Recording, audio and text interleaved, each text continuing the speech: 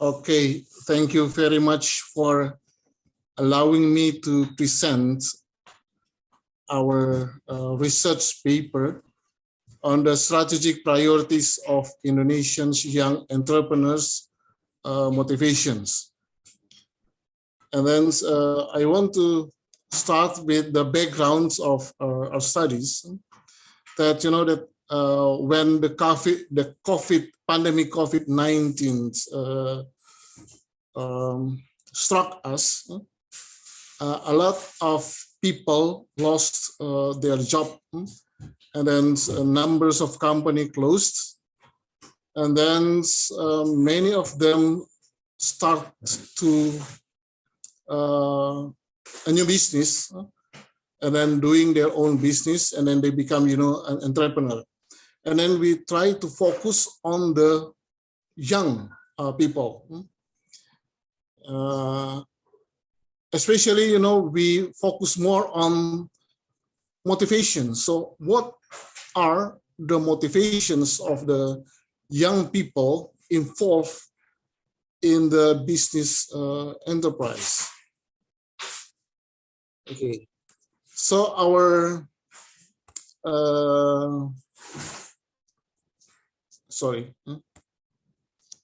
our research question is, what's the main motivation that encourages entrepreneurs, young entrepreneurs, to start their business?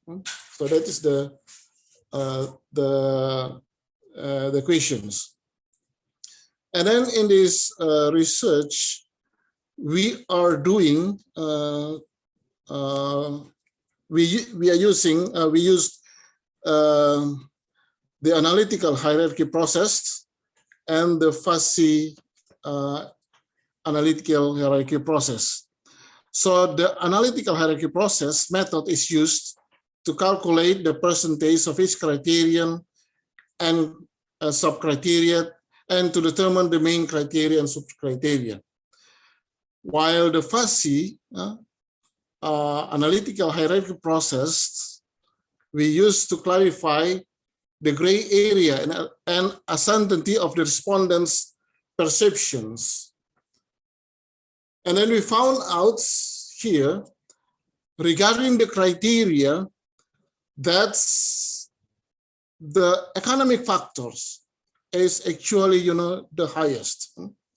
So people start, especially, the young people, start their business because of the economic force. They have to survive, and then they have to make their living. And then, as you see here, based on our analytical hierarchy process calculations, we found out that 31.8%, which is the highest compared to the others. And then the results of the fuzzy analytical hierarchy process, that is 32.3%. So it is quite, let's say, there's no significant difference between the analytical hierarchy process and fuzzy. Okay, while the other criteria, that is social, psychology, religion, spirituality, and knowledge, is actually below the economy. So the economy is the highest. The second one is the social. Okay, and then the global weight, we found out. Under the economic criteria, we found out here that doing business freely and flexible with is the highest. So that is what we find in our research.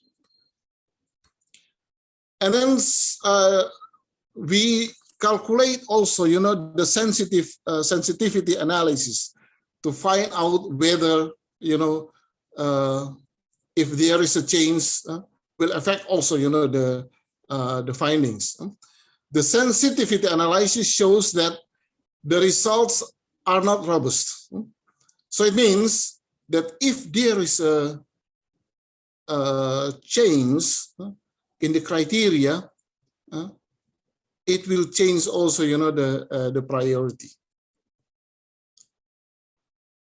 And then also the calculation result shows us that there's no significant differences between analytical hierarchy process and quasi analytical hierarchy process.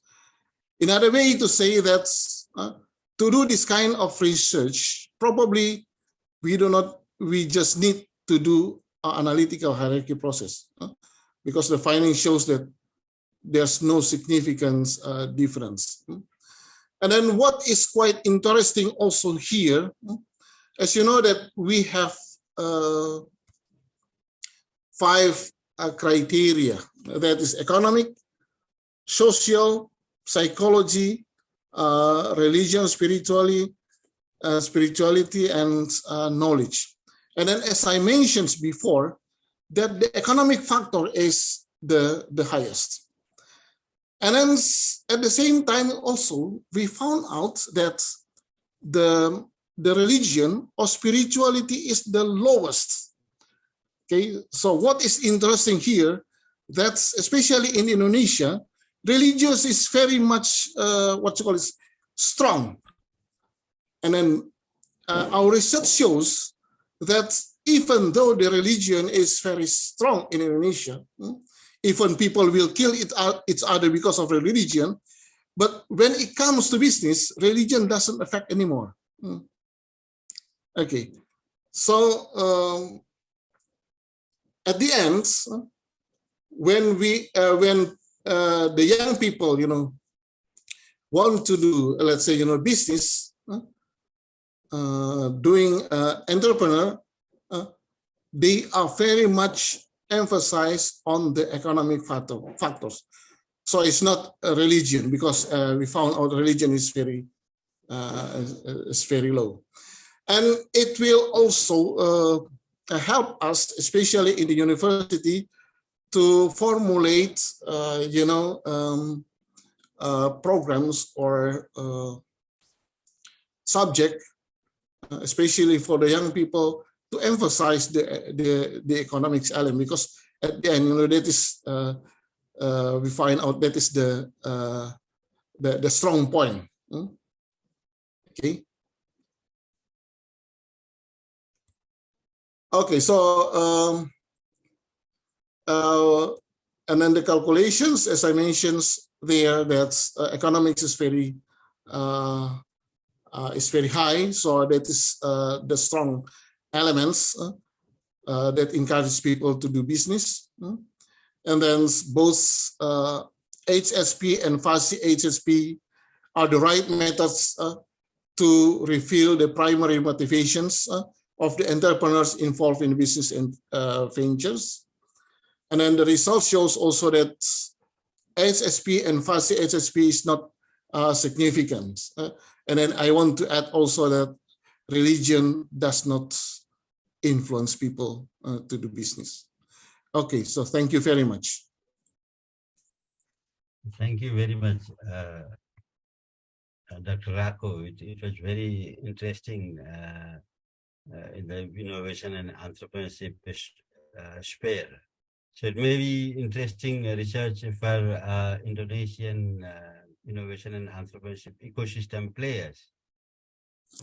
So it may be interesting to know if you could highlight the demographic profile of your respondent, the fresh graduates or startups already in business, or is it been used for selecting a client for an incubator and other usability. So, and I see its possibility to replicate other growing innovation and entrepreneurship ecosystem in the different countries. So it's very interesting. Thank you very much. So Okay, thank you very I would much. appreciate if you could highlight more on the respondents' demographic profile, kind of Okay.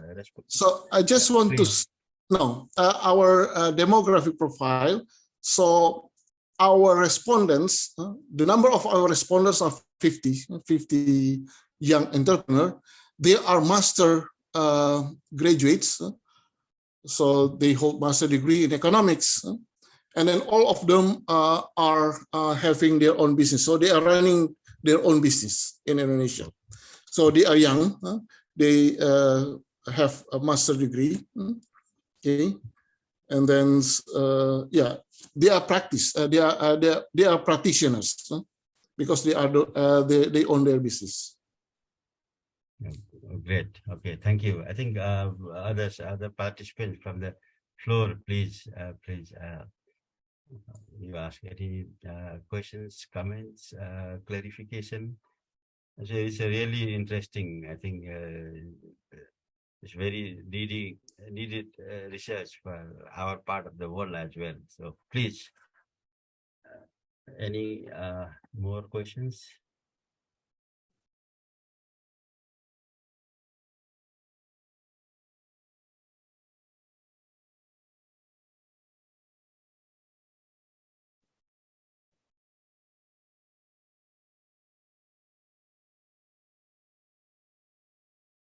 It was really good. It was really good. Thank you, Rako.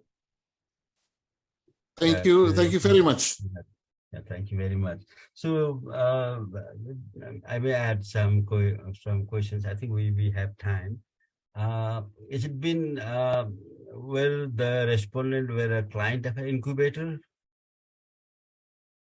or the incubator can use this tool in future? What is the potential for using this tool for selecting client to a particular incubator, business incubators, or accelerator, or it may be useful for angel investor or seed capital investor, or it may be useful for how do you see the usability of this kind of assessment for other ecosystem players in the sphere of startups or innovation and entrepreneurship? Please, if you could share your thoughts on this. Dr. Rako?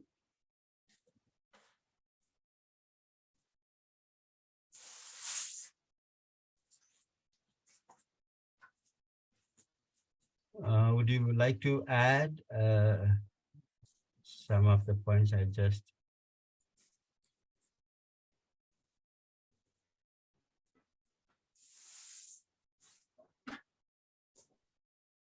Can you hear us, Dr. Rako? Oh, okay. Please.